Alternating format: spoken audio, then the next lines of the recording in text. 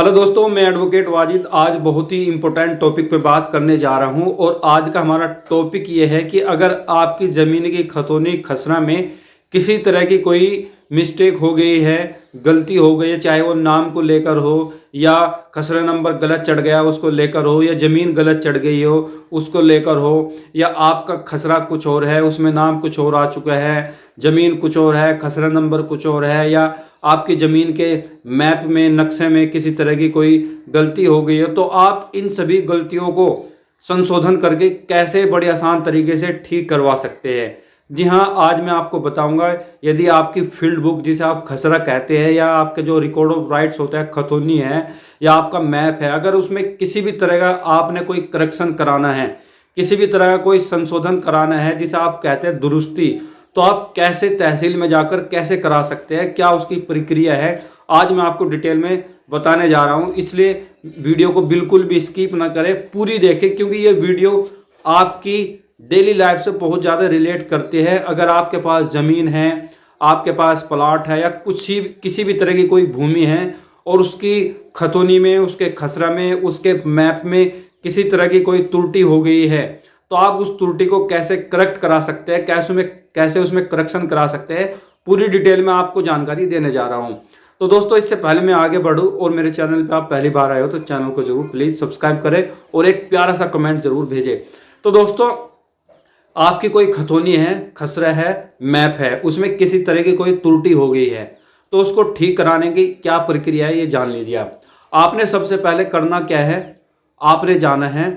तहसील के अंदर, और आपके पास दो खतौनी होनी चाहिए। एक वो खतौनी जिसमें नाम गलत आया हो, और एक पुरानी खतौनी। अब सवाल यह है, सर नई खतौनी तो हम तहसील से क्या है 20 रुपये देके 50 रुपये देके निकलवा लेते हैं रिकॉर्ड रूम से, लेकिन अगर हमें पुरानी खतौनी की ज़रूरत पड़ेगी तो कहाँ से निकलवाएंगे, क्योंकि ये दो डॉक्यूमेंट्स बड़े मैंडेटरी है। और साथ में आपके आधार कार्ड, जिसमें अगर नाम में गलती हुई है तो नाम आधार कार्ड में क्या है, या अगर आपकी खसरा नंबर में गलती हुई है उसका खसरा नंबर सही क्या है, और ज़मीन की अगर आपकी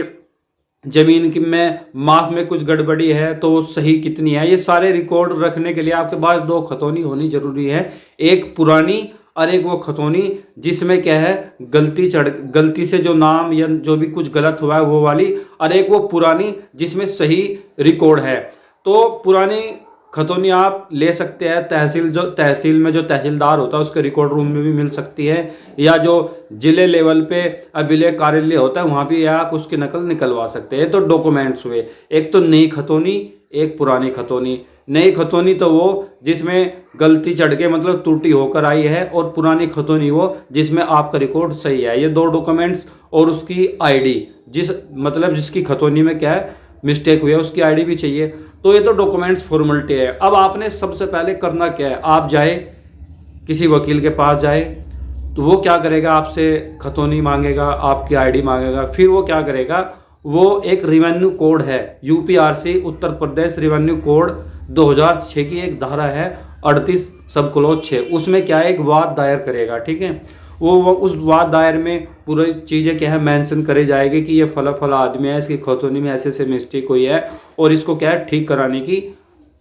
कृपया करें। अब उसकी क्या प्रक्रिया है, सबसे पहले क्या है जो वाद दायर किया जाएगा वो किया जाएगा तहसीलदार के यहाँ पे। अब तहसीलदार के यहाँ पे अपने वाद दायर कर दिया, तहसीलदार क्या करेगा, जो संबंधित उस गांव का लेखपाल है या रिवेन्यू इंस्पेक्टर है उसको क्या है रिपोर्ट देने के लिए फाइल वहाँ पे भेजेगा, और उनको बोलेगा कि आप इस पे क्या है इसकी जांच करें और जांच करके उसकी रिपोर्ट मुझे भेजें। तो जो संबंधित लेखपाल है, रिवेन्यू कानून को है जिसे आप रिवेन्यू इंस्पेक्टर बोलते हैं, वो क्या है उसकी जांच करेंगे, और जांच करने के बाद आप जो जांच करेंगे उसकी रिपोर्ट लगा के क्या है वापस वे तहसीलदार को भेज देंगे, तहसीलदार के पास चली जाएगी। फिर तहसीलदार क्या करेगा, उसको जो संबंधित उप जिलाधिकारी है उसके पास क्या है वो फाइल ट्रांसफर कर देगा, मतलब उप जिलाधिकारी को फाइल भेज देगा। उप जिलाधिकारी क्या करेगा, जो संबंधित पक्षकार है उसको नोटिस जारी करेगा, और नोटिस जारी करने के बाद में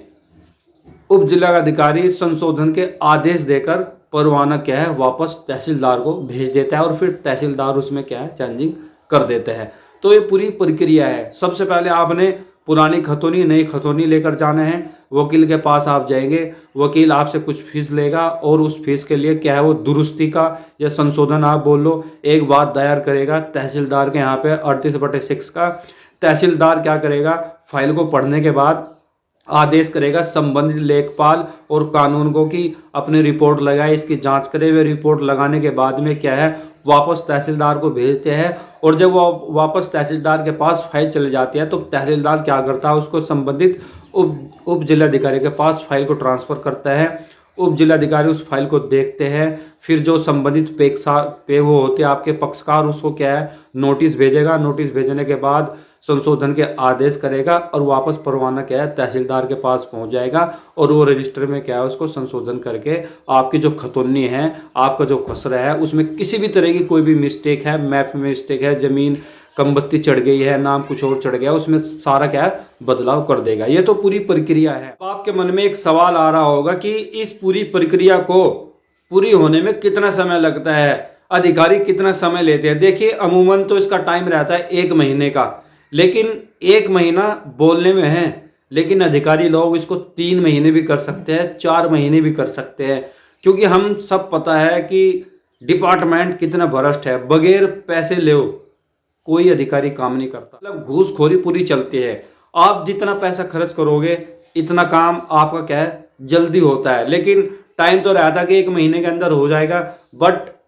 ऐसा नहीं है। 2-3 महीने आप कम से कम मान के चलना, और वो भी तब मान के चलना जब आप उसकी बराबर क्या है पैरवी कर रहे होगे, वरना अधिकारी लोग आपको पता है जो फाइल पेंडिंग है ना वो पेंडिंग ही रह जाती। तो आदमी जितनी पहल करेगा इतनी जल्दी क्या है काम होने की संभावना रहती है। अब दूसरा सवाल कि सर खर्च कितना आता है। देखिए खर्च मैं आपको बताऊं, आप जिस वकील के पास जाएंगे वो उसकी फीस रहती है, वो उसके ऊपर डिपेंड करता है कि आप कैसा वकील आपने किया है और वो क्या है आपसे कितना चार्ज कर रहा है। लेकिन ये मान के चलना आप इसके लिए 6-7 हज़ार रुपये तो कम से कम वकील क्या है आपसे लेगा, और साथ में जो अंदर का खर्च होता है, कोर्ट का खर्च, लेखपाल का खर्च, तहसीलदार का खर्च और SDM जी का उप जिलाधिकारी का खर्च, साथ साथ आपके कानून को मतलब जो उनके बाबू होते हैं वे काम करने के लिए क्या है पैसा लेते हैं, तो उनका खर्च भी आप मोटा मोटा सा 1000-2000 रुपये तो मान के जरूर चले। तो कुल मिला के आपको इस प्रक्रिया से गुजरने के लिए 7-8 हज़ार रुपये तो कम से कम खर्च करने होते हैं, और 3-4 महीने का आपको क्या है इंतजार भी करना होता है। तो दोस्तों अगर आप किसी भी तरह की ऐसी जानकारी जो तहसील से जुड़ी हुई है, ज़मीन से जुड़ी हुई है, बेनामी से जुड़ी है, किसी भी तरह की अगर आप जानकारी चाहते हो तो दिए गए नंबर पे आप कांटेक्ट कर सकते हो। अगर आप बुढ़ाना तहसील से बिलोंग करते हो तो आप किसी भी तरह का काम हमसे करा सकते हो, बिल्कुल एक जायज़ पैसे में क्या है आपका काम हम करके देंगे। तो ऐसे ही तमाम जानकारी के लिए आप मेरे YouTube चैनल को तो ज़रूर सब्सक्राइब करें, क्योंकि मैं इसमें टाइम टू टाइम ऐसी बहुत सारी वीडियो आपको बना के दूंगा जो आपकी डेली लाइफ से जुड़ी हो, ज़मीन से जुड़ी हुई है या किसी भी केस से जुड़ी हुई है, ताकि आप क्या है कुछ सीख सके, आपको भी कुछ पता चल सके, और आप जब आप अपना काम करवाने के तहसील में जाए तो आपको क्या है परेशानी ना उठाने पड़े और आपसे कोई नाजायज़ पैसा ना ले। तो आप दिए गए नंबर पे भी कांटेक्ट कर सकते हैं, और कांटेक्ट करके क्या है आप अपना किसी भी तरह का कोई क्वेश्चन हो, कोई क्वेरी हो तो आप हमसे पूछ सकते हैं। हम उसका क्या है कोशिश करेंगे जवाब देना। लेकिन एक बार फिर अगर आप बुढ़ाना तहसील से आते हो तो किसी भी काम के लिए आप मुझसे संपर्क कर सकते हैं। नंबर क्या है डिस्क्रिप्शन बॉक्स में, या नंबर क्या है डिस्प्ले में मैंने शो कर दिए हैं।